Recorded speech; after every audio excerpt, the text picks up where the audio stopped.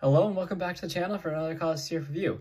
Today I'll be finally taking a look at the Transformers Rise of the Beast Studio Series 106 Optimus Primal, the long-awaited figure from the Rise of the Beast movie. Finally got him in hand. I got mine over from All Time Toy Store. Check out the link in the description to get yours. So before we take a look at Primal and do the obvious comparison with his namesake, I'll take a look at the backdrop here that's included. So you get SS-106 and Studio Series 106 up there. And it's just the scene from the woods that we get in the beginning of the movie and in the trailers. And of course, here is the box.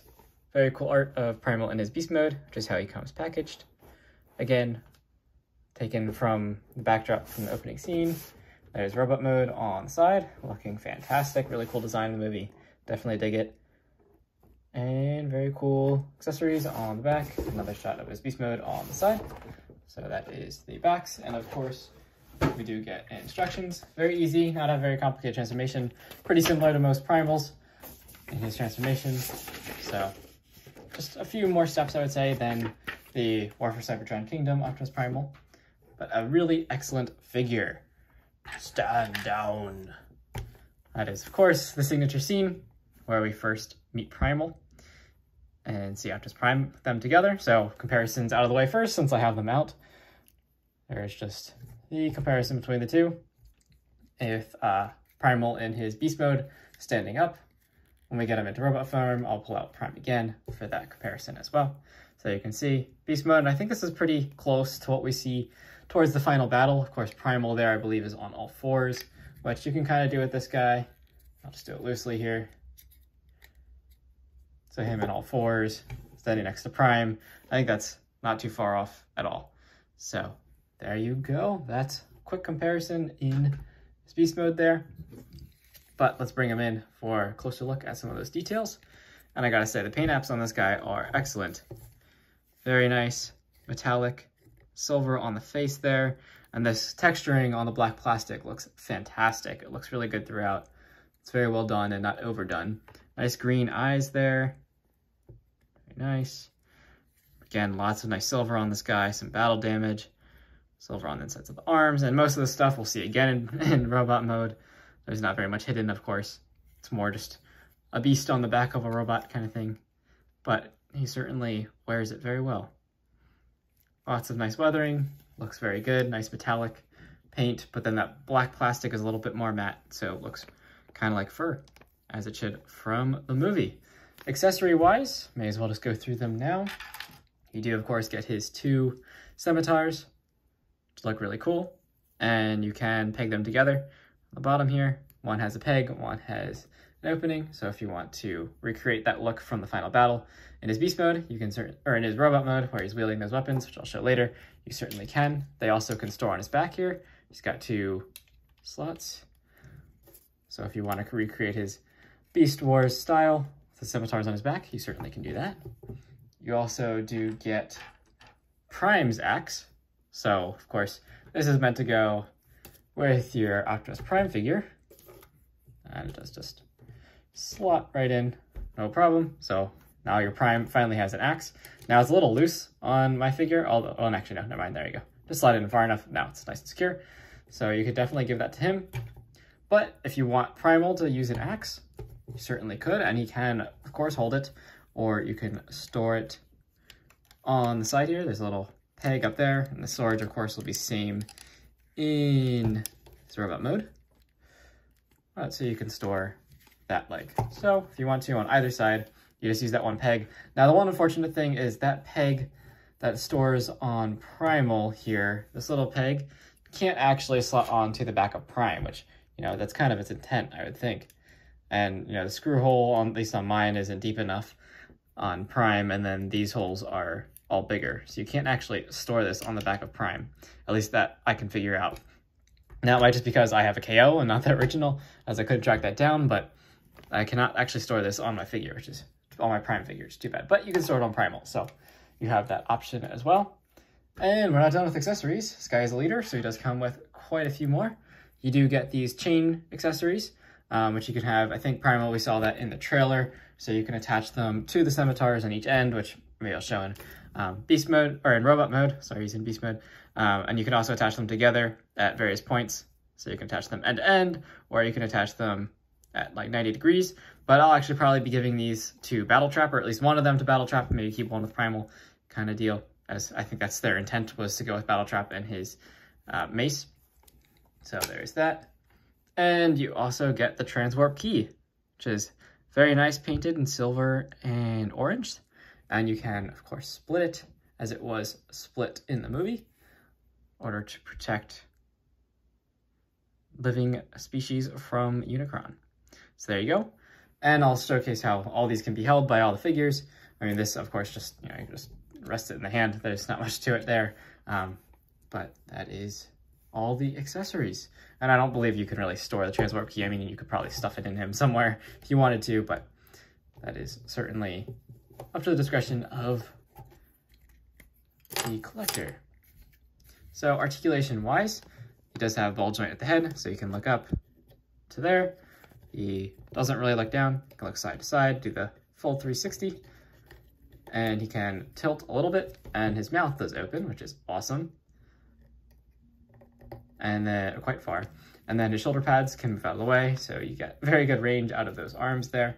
Then he does, of course, have the bicep swivel, so all the way around there.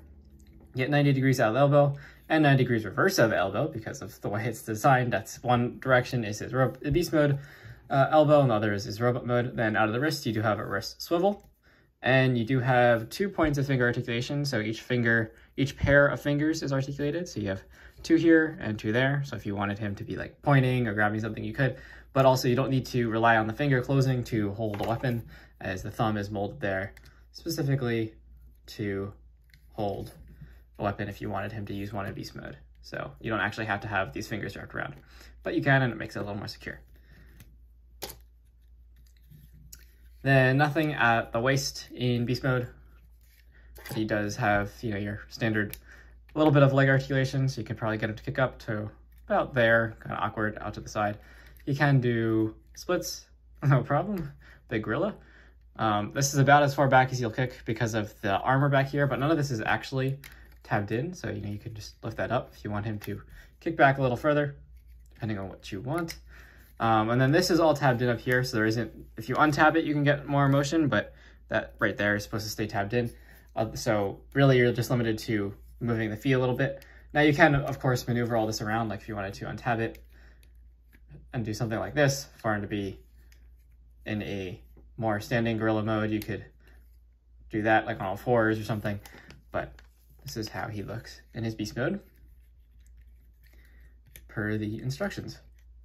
And that is about it, I would say, for beast mode. Fantastic looking, looks just like the CGI from the movie. Really well done, definitely like it. It's fun to mess around with, and all the detailing is phenomenal. Lots of sculpted in detail along with the weathering. So let's get to transformation. Start with the chest assembly and everything. So first come to this lower piece of his torso and just pull it out and rotate it around and rest it up here. You can also take the head and just swing it back for now, just to get it out of the way. Then come to this whole back section. Again, that's not actually really tabbed in with anything, so just rotate this all the way around. There's a whole set of hinges here. Just want to bring them all the way around. And next we'll want to take this top piece and collapse it down like this at the top, rotate it around, and then situate it inside there, like so. Oops, I did that wrong. Sorry, you want to bring this piece down, rotate it this way, collapse it down like that, and then there's a tab slot connection here, tab, and then the slot is on the back of that piece. So it tabs in like that. Then you have this slot, which goes into the tab here. So again, just bring all those hinge joints down, collapse them down until you get that to tab in like that. And we can, of course, now come to the chest, the typical Primal transformation, and open that up and just rotate his head around like that. Actually, no, keep it rotated this way, sorry, and then rotate that around, and now rotate his head back once it's in there. And this will actually fill in a cavity back there. So now we can collapse this whole section back up And the beast mode head now fills in, his jaw fills in that back part there, which I thought was pretty neat. So now the upper body, the torso area is all done. We'll do the arms last, just per the instructions. So for the lower leg here, again, you just want to undo that tab that I was showing earlier and extend all this down on a double hinge joint. At the same time, you want to start rotating that beast mode foot out of the way and rotate his robot mode foot down. You can also extend this flap here just to give you some more room when you're looking inside. So in beast mode, this slot on his shin was up on this tab, which was actually the back of the leg. Now his shin will tab into this tab just below the knee. So just align all that up accordingly. It often helps to shift the beast mode foot, but it should sit kind of flush like that. So just get it all the way up. And then we can collapse everything inside so you have it seated correctly. And this tab does shift. There's a kind of a double hinge joint going on down here. And so this whole shin piece shifts down, and then that should allow you to just tab it in right in there. We'll tab right in, just like that. And then we can, of course, come the shin, flip it over, and final touch on the foot here is just to flip out his heel spur, like that. And that's one foot down. So, of course, other side is exactly the same. So first, just untab all that and begin shifting that beast mode foot back while shifting down the robot mode foot. And take this, again, here is the double hinge. It's on a double hinge. You want to shift that all the way down to the lower foot there and extend that whole lower leg. Collapse the beast mode foot up against the back of his leg. And then just open up that panel so you have some room. Tab that in, nice and secure. Close up that knee pad, and already pulled down the toe. You also want to flip out that heel spur. And there are the legs all done. So he's definitely gained a good bit of height in the transformation, as is typical with primals. And finally the arms. So you want to open up this side panel. I also like to just rotate this around now. It makes it a little easier in my opinion. And open up the shoulder pad just so you have some clearance. Then undo this tab here. And we want to rotate the fist around 180, then rotate this piece around 180, then rotate the fist back 180 and make sure these fingers are collapsed as far down as they'll go. Out of the package, they're a little bit stiff, but then once you transform them once, no problem. This is only my second time transforming them, so no problem. And then just tuck that inside and tuck this over the top. And there's some tab slots that line up on the inside there, like so. Rotate his arm back. Actually, I don't know why I rotated his arm to begin with, but there we go. And then this little piece on the side just collapses down to fill in the underside of his arm, which I thought was a neat touch. And there is one arm all done. So second arm, do the same thing. You don't actually have to rotate the arm around. That was an extra step that was unnecessary on my back part. So you just want to open that tab and then open this panel. We want to come to the hand, collapse all those fingers down as far as they'll go. Rotate around 90 degrees. There we go, now they're all collapsed. Rotate this part around 90 degrees, then rotate the fist back around. Collapse all this, close that panel, and then there's tab slot connection that happens right there. Close all that up, come to that inner armor, bring it down. And now we have Primal all transformed into his robot mode. And this thing is looking really amazing. Looks a lot like the model kits that are out there. I personally don't have any of those, but based on pictures I see online, I mean, this guy is really darn close to what we see from the CGI in the movie. He looks fantastic. We don't see this mode very much, but a little bit that we do see, it looks very, very good. So take a look at some of the details here and see that robot mode head looks really good. Again, the green eyes, nice silver, lots of battle damage in robot mode here. Looks really good. Of course, you could be using some more silver here, but not complaining at all. Looks really good. There, some of this was covered up in beast mode, but that's just great plastic. And the legs here, you can see some more nice weathering detail in those parts. And the feet are also a nice detail. Oh, a lot of people were complaining about the beast mode feet and then vice versa and beast mode, the robot mode feet just hanging out on the back. Yeah, it's a little bit lazy, but from most angles, you don't notice it. So I think that is definitely excusable given the quality of of this figure otherwise. Speaking of which, like, the plastic on this guy is fantastic. He feels really good. He's got a nice weight to him. So for that $55 price point, I think you're definitely getting your money's worth, especially when it comes to all these accessories that you get with him. So articulation-wise, in beast mode, he can look down to there. He can look up, not very far. He can rotate side to side, and his head motion is just restricted due to its shape. And then also the fact that he has this collar piece back here, which is accurate to the movie. So I like that to see that.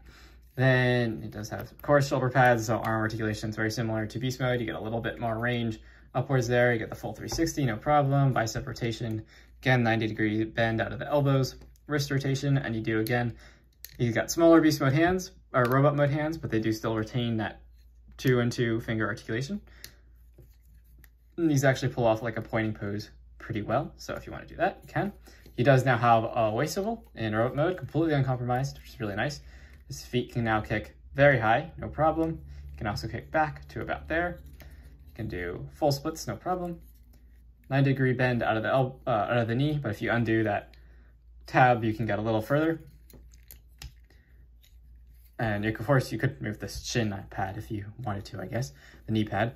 And then you do get very good ankle tilt, a little bit up and down as well, plus toe tilt. So very good articulation out of this guy, which is what I would expect to see from a beast former like Primal, since his transformation isn't super complex.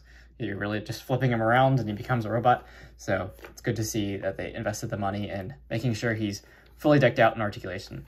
And so comparison-wise, in beast mode, here he is with Optimus.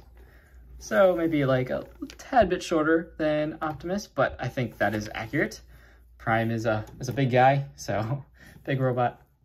So there is that comparison. Now let's give them weapons. So give Prime the axe, as that is his weapon. Of course, you can again store it the same way. Now you actually have more space. Apologies, just knocked the camera. Almost knocked it over. That would have been bad. Reset there. All right, but so you still have those holes there on the side. So if you wanted to store the axe on Primal, you could. But of course, I'll just be giving it to Prime. So now Prime has his axe. And if you want to give him his scimitars, you can.